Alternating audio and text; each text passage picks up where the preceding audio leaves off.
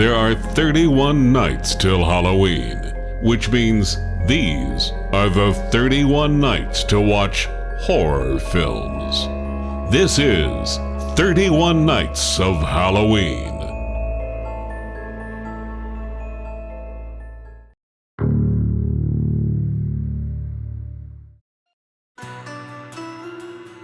American Werewolf in London has one of the greatest transformation from human to werewolf scenes in film history.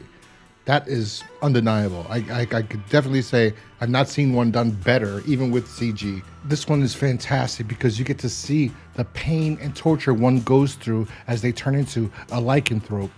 But it's not my favorite werewolf movie of all time.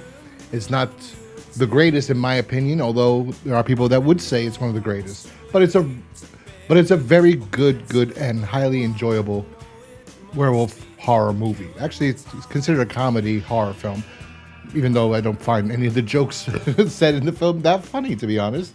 But it is considered a comedy horror movie, and it was directed by John Landis, who is known for directing comedy films. Prior to the accident that resulted in the ending of 3 people's existence on the set of Twilight Zone, a movie. But anyway, that's neither here nor there at the moment. We're going to talk about American Werewolf in London. The movie's about Jack and David, 2 Americans, backpacking across the moors in Yorkshire, England. Feeling cold and hungry, and it becoming night, they decide to head to this local bar that they see. Once inside, they realize that the people in this bar are a little bit off their rocker. So they notice a 5-pointed star on the wall, and they ask about it, and everyone in the bar looks at them awkwardly. Like, they shouldn't be wondering. They wouldn't hide that behind a picture or anything. I guess they don't get that many out-of-towners in this location. They end up not feeling comfortable enough in there anymore and decide to leave after being pushed out by the locals. Then the locals discuss how they should have told them or warned them about something that's outside that might attack them. As David and Jack leave and they continue backpacking, they start hearing growls and howls as a werewolf is stalking them. It attacks them both, killing Jack and mauling David when all of a sudden the locals show up and kill the beast. David turns and looks and sees that the beast is now human all of a sudden. Fast forward 3 weeks and David's finally awoken in a London hospital. And because of the Nightingale effect, the nurse that was taking care of David falls in love with him and she decides to take him in to stay in her place while he recovers. All of a sudden, Jack, returning back from the dead, appears in front of David and tells him, "You're a werewolf and you gotta better kill yourself, buddy, because if not, you're gonna turn into a werewolf and start murdering a bunch of people." David thinks he's going crazy and doesn't believe him until we progress the film and the full moon comes and David transforms into a werewolf in the most glorious scene in werewolf movie history. David ends up going out killing 6 people, and then he realizes that yes, in fact, he is a werewolf and tries to get himself arrested, but that doesn't work and ends up transforming into a werewolf, and we get the final act, which I don't want to spoil. But anyway, as I said, this is not one of my favorite werewolf movies of all time, but it has one of the greatest transformation scenes in it.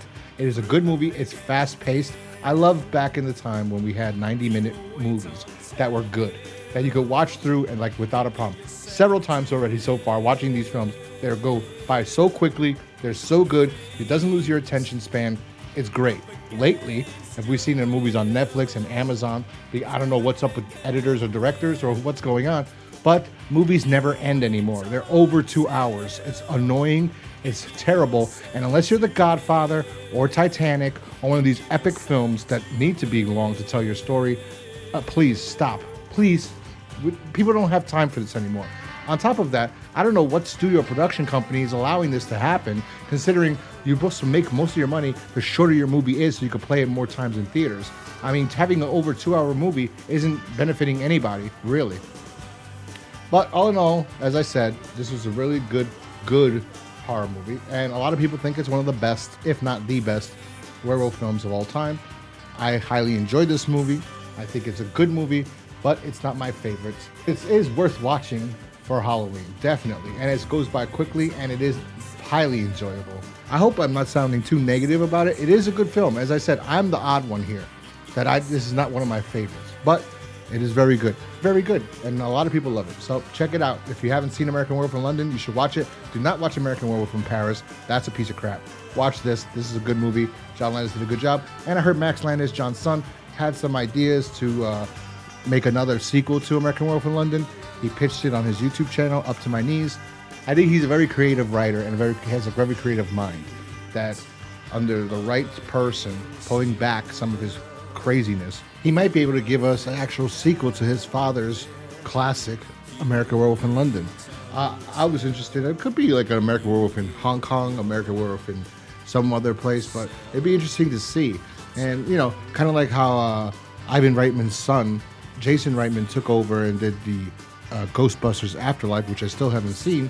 It would be nice to see Max Landis take over the writing department, not so much directing, the writing for this, and maybe give somebody else the directing credit or the chance to direct this. Yeah. Anyway, I really like this movie. I think you'll enjoy it too. A lot of people like it much more than I do. So check out An American Werewolf in London for 31 Nights of Halloween. I'll talk to you guys next time. Peace.